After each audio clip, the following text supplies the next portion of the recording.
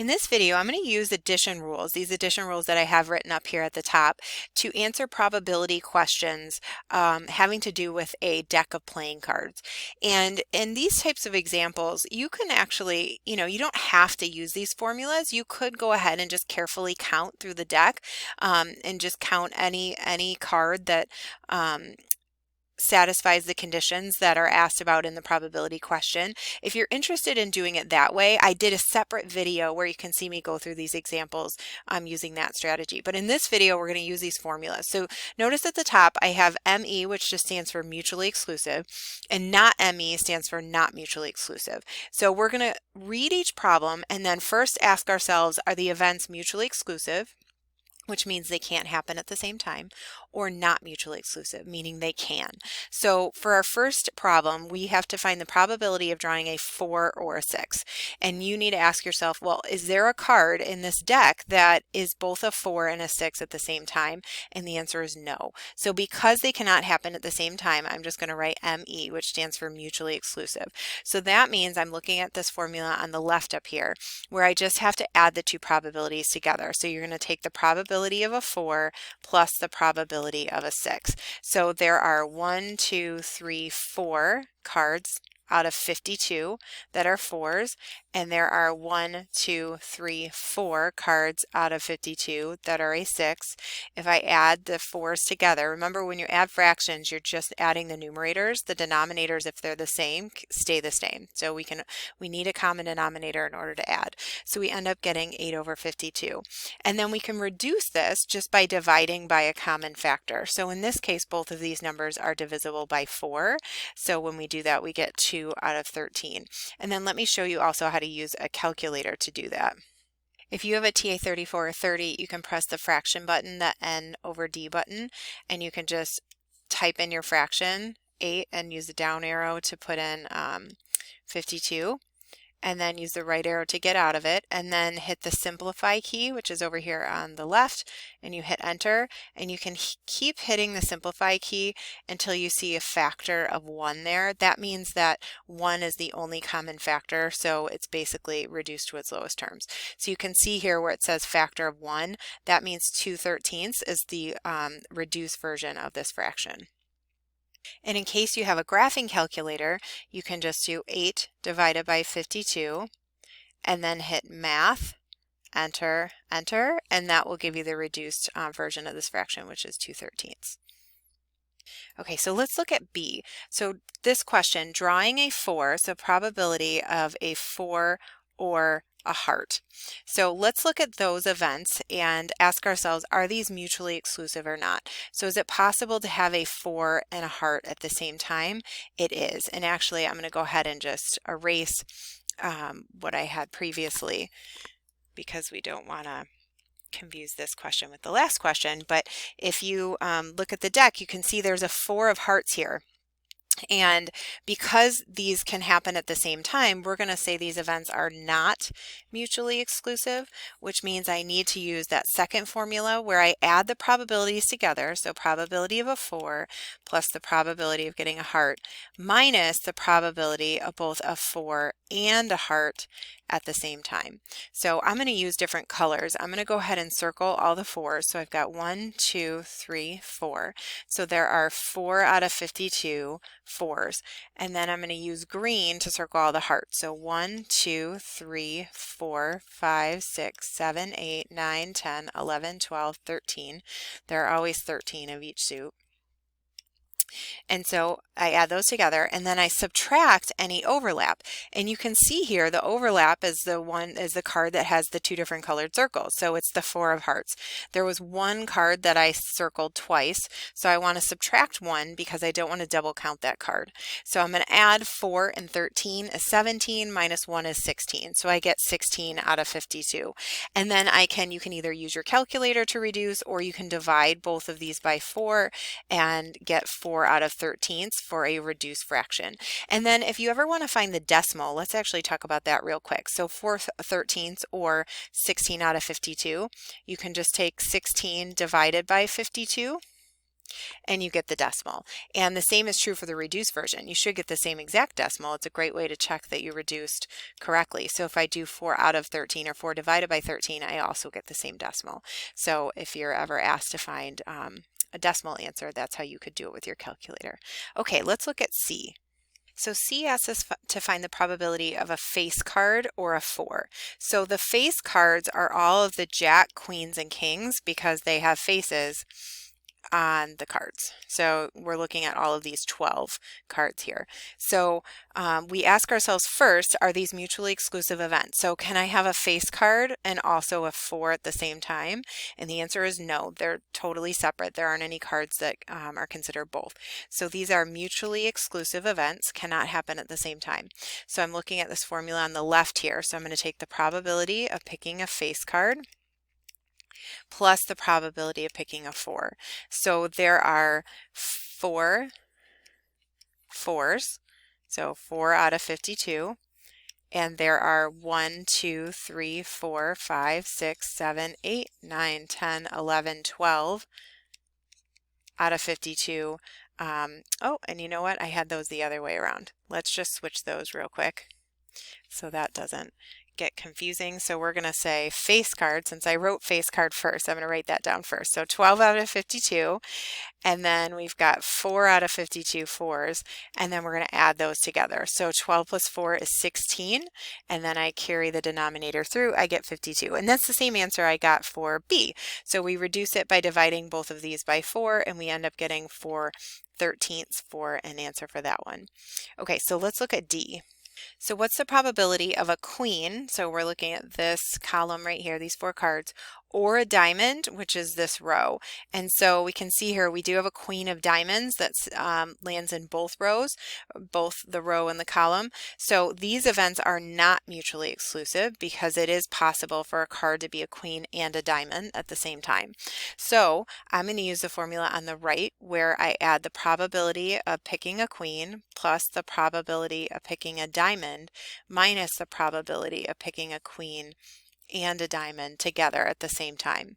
So I'm going to circle all of the queens. So I've got 1, 2, 3, 4. So there are 4 out of 52 queens. And then I'm going to circle all of the diamonds. So I've got 1, 2, 3, 4, 5, 6, 7, 8, 9, 10, 11, 12, 13. So there are 13 different diamonds. Notice though that this card right here was both, it was circled with the queens and it was circled with the diamonds. So now I'm going to subtract that card. There's 1 queen of diamond, so subtract 1 out of 52. So the 52 on the bottom, the denominator, stays the same, and then I'm just going to add and subtract the numerator. So 4 and 13 is 17, minus 1 is 16. So same answer as I got for the last question. We see that that reduces to 4 out of 13. Okay, so in example E, we're asked to find the probability of a club, diamond, or spade. So the first thing I need to do is ask myself, can these happen at the same time? And they can't. So these are separate suits. A card cannot be 2 suits in one. So these are mutually exclusive events, cannot happen at the same time. So I just need to add the probability of getting a club plus the probability of getting a diamond plus the probability of picking a spade. And notice this falls outside a little bit of like what our formula looks like, because our formula says A or B. In this case, we have 3 different conditions, and so you can extend this formula for a third one just by adding those all together. So I'm going to circle all of the clubs. So there are 13 of each suit. So there are 13 different clubs. So 13 out of 52 clubs. There are 13 out of 52 diamonds, and there are 13 out of 52 spades. So if I add those all up, I don't have to subtract anything. 13 plus 13 plus 13 equals 39 out of 52. And we can divide both by a common factor, which happens to be 13. So we divide numerator and denominator by 13, and we end up getting 3/4.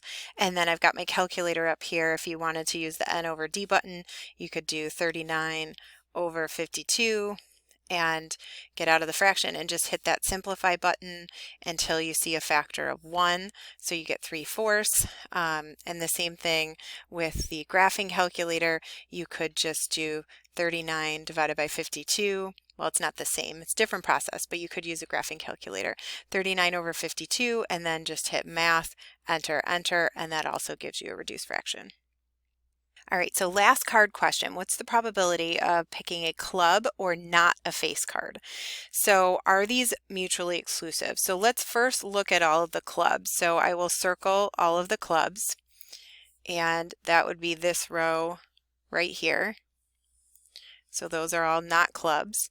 And then I'm going to circle any that are not face cards. So the face cards are all of these over here, the Jack, Queen, and King. So the rest of the cards would be considered not face cards. So not face cards are what I have in green, and then clubs are what I have in purple. And so you can see there is overlap. So this top row here from the ace to the 10 and the club row, those are clubs that are also not face cards. So because there's overlap, we're going to say these events are not mutually exclusive. And because of that, we've got to be careful.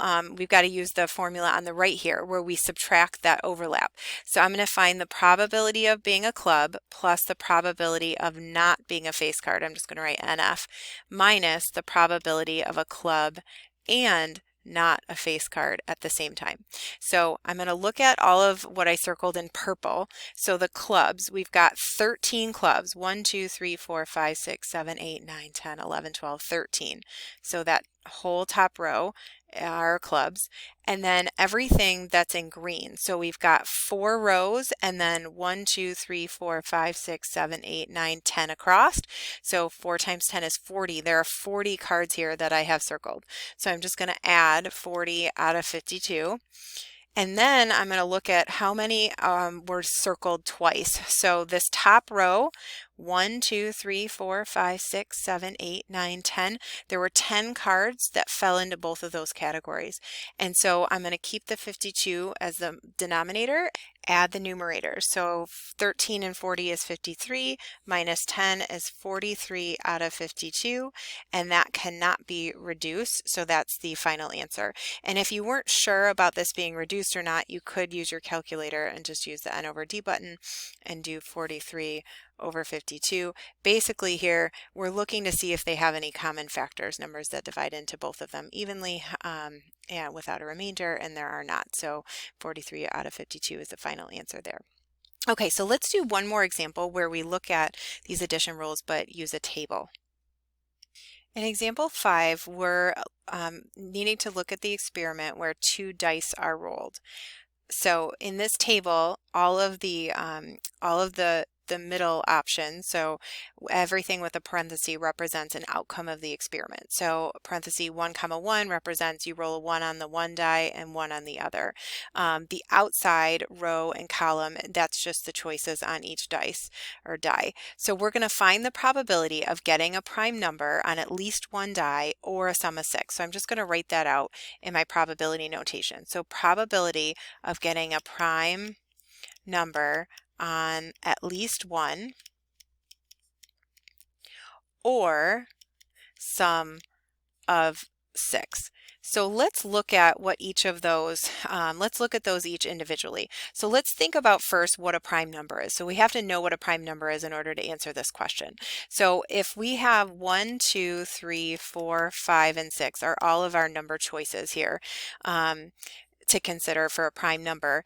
A prime number is a number with exactly 2 factors. So for example, the number 3, the only numbers that go into 3 are 1 and itself 3. So 3 is considered prime. So prime numbers are 3 and 2 and 5. So 2, 3, and 5. 1 is not considered a prime number since the only number that goes into 1 is itself, so it doesn't have exactly 2 factors. So those are the options for prime numbers. And then let's think about what it means to have a sum of 6. So sum of 6 just means that when you add the two die together, then you get 6. So for example, and actually we could go ahead and circle all of those right now. So for sum of 6, we have 5 plus 1 is 6, 4 plus 2 is 6, 3 plus 3 is 6, 2 plus 4 is 6, 1 plus 5 is 6. So all of these are a sum of 6. And so we need to ask ourselves now, are these events mutually exclusive? So is it possible to both have a number, a prime number on at least one, or a sum of 6? Well, let's actually go through, and I'm going to circle all of the prime numbers, all of the outcomes that have at least one prime number. So basically that means that I'm going to go through all of the rows and columns for 2, 3, and 5. So anytime I see a 2, I circle it. So I'm going to circle this. So I circle all of these 2s. I circle this whole row of 3s because these are all prime. I circle this whole row of 5. These are all prime. I'm going to circle this column of 2s, any that I left out, this column of 3s, and this column of 5s. And so everything that's left that's not circled should be an outcome where the numbers, where neither number is prime. So like 1 and 1, neither one of those are prime, and then neither is prime, or we shouldn't have any sums of 6s left, which we don't. So if you can see here that I circled some outcomes twice. So I circled some in green and some in red, and that represents that these, or indicates that these two events are not mutually exclusive. So that means that I'm going to have to use this formula on the right here where I add them up and I subtract any overlap. So I'm going to first count, well, here, let me write it out. So we're going to first take the probability of having a prime on at least one plus the probability of getting a sum of 6 minus the probability of both. So prime on at least one of the die and a sum of 6. So I'm going to go through and I'm just going to count all of the ones that I circled in green because that represents prime on at least one. So I've got 1, 2, 3, 4, 5, 6, 7, 8, 9, 10, 11, 12, 13, 14, 15, 16, 17, 18, 19, 20, 21, 22, 23, 24, 25, 26, 27. So I count 27 out of, there are 36 different possibilities if you added all of them up in the table. So 27 out of 36, and then sum of 6. So that's everything that's in red. So 1, 2, 3, 4, 5. So it looks like there are 5 out of 36 outcomes that give me a sum of 6. And then actually I don't want to subtract that. I'm going to minus. I want to subtract the overlap, and then I'm going to minus any that fit both conditions. So 1, 2, 3, 4, 5. Those 5 that I just counted, those were the ones that satisfied both conditions. So I subtract 5. And so if I do 27 plus 5 minus 5, I end up getting 27 out of 36. And I can reduce that by dividing both of these by 9, and I end up getting 3/4. And so I just want to mention real quick, you could do this problem without using the formula. You could go through every single option and just count, okay, does this have at least one, or is it have a sum of 6? And if you count, just make sure not to double count any of these that you circle twice, and you would count a total of 27 there. So that's another way to do this problem.